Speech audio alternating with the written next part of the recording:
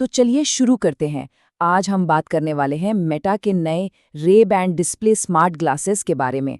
और ये विश्लेषण वाकई में बहुत दिलचस्प होने वाला है, क्योंकि ये एक ऐसी टेक्नोलॉजी है जो शायद चेहरे पर पहने जाने वाले गैजेट्स के बारे में हमारी सोच को पूरी तरह से बदल सकती है। जरा सोच कर देखिए, क्या हो अगर किसी के रोजमर्रा के चश्मे में ही एक पूरी खुफिया दुनिया छिपी हो। एक ऐसी दुनिया जिसे सिर्फ पहनने वाला ही देख सकता है। मतलब कोई अलग से गैजेट नहीं, कोई भारी भरकम हेडसेट नहीं, बस एक राज जो ठीक आंखों के सामने है। तो इस सफर के पहले हिस्से में आइए इस चश्मे के पीछे छिपे इस साइंस फिक्शन जैसे राज को समझते हैं। पहली नज़र में तो ये बिल्कुल नॉर्मल रे बैंड जैसे ही लगते हैं। हाँ, शायद थोड़े से मोटे हों, लेकिन फिर भी काफ़ी आरामदायक हैं। पर जो चीज़ इन्हें इतना खास बनाती है ना, वो बाहर से दिखती ही नहीं, वो तो अंदर छिपी हुई है।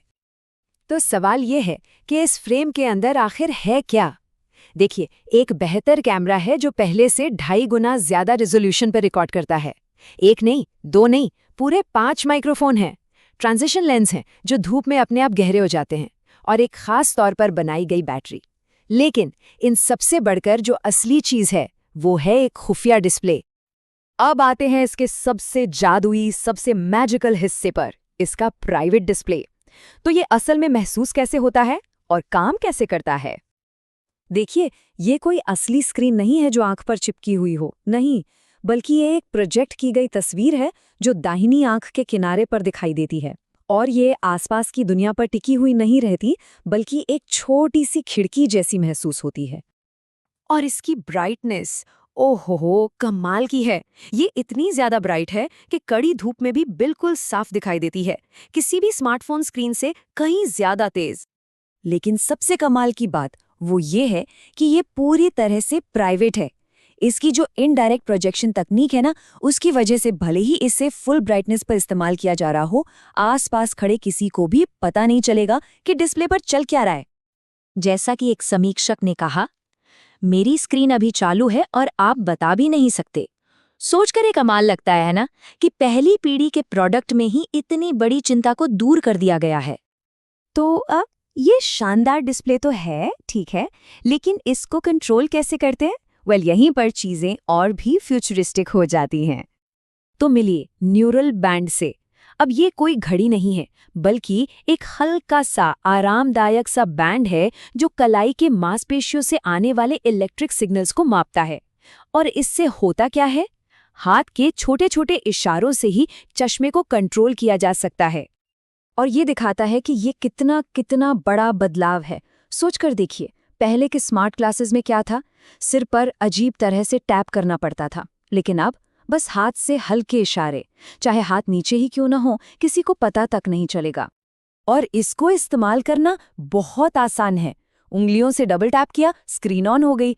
पिंच किया, कोई आइटम सिलेक्ट हो गया। मेन्यू में घूमने के लिए मुट्ठी पर अंगूठा स्लाइड करना है, जैसे कोई इनविजिबल जॉयस्टिक हो। और वॉल्यूम कंट्रोल करने के लिए पकड़कर घुमाने का इशारा। ये सब कुछ ही मिनटों में बिल्कुल नेचुरल लगने लगता है। तो अब जब ये पता चल गया है कि ये काम कैसे करता है, तो असली सवाल तो ये है कि इसके साथ किया क्या जा सकता है। चलिए कुछ रोजमर्रा के यूज केसेस पर नजर डालते हैं। सबसे पहले मैसेजिंग, जो हम आम तौर पर फोन पर करते हैं। इन ग्लासेस के साथ वो अनुभव पूरी तरह से बदल जाता है। ये एक बिल्कुल अलग खेल बन जाता है। क्यों? क्योंकि मैसेज आसानी से पढ़े जा सकते हैं और बिना हाथ उठाए जवाब भी दिए जा सकते हैं। जवाब देने के 4 तरीके मिलते हैं। वॉइस नोट भेजा जा सकता है, डिक्टेशन का इस्तेमाल किया जा सकता है, जो 5 माइक्रोफोन की वजह से काफी सटीक है। पहले से बने बनाए जवाब भी चुने जा सकते हैं, और सबसे अनोखा तरीका, सचमुच में पैर पर एक एक अक्षर लिखकर मैसेज टाइप किया जा सकता है। हाँ, सुनने में अजीब लगता है, लेकिन ये काम करता है। और फिर आता है लाइव ट्रांसलेशन। इस अनुभव को अविश्वसनीय बताया गया है। सोचिए, जब कोई दूसरी भाषा में बोल रहा है, तो पहनने वाले को अपने आंखों के सामने ही उसकी बातों का अनुवाद दिखाई देता है, जैसे पूरी दुनिया के लिए रियल टाइम सबटाइटल्स चल रहे हों। हालांकि इसमें एक मजेदार पहलू भी है। अनुवाद में थोड़ी देर लगती है, तो इसीलिए पहनने वाले को उस व्यक्ति से लगातार आंखें मिलाए रखनी पड़ती हैं, जब तक कि अनुवाद डिस्प्ले पर ना आ जाए। थोड़ा सा ऑकवर्ड ज़रूर है, लेकिन है तो काफ़ी काम का। इसके अलावा और क्या? नज़रों के सामने ही मैप्स पर दिशा निर्देश देखे जा सकते हैं। म्यूजिक कंट्रोल हो सकता है।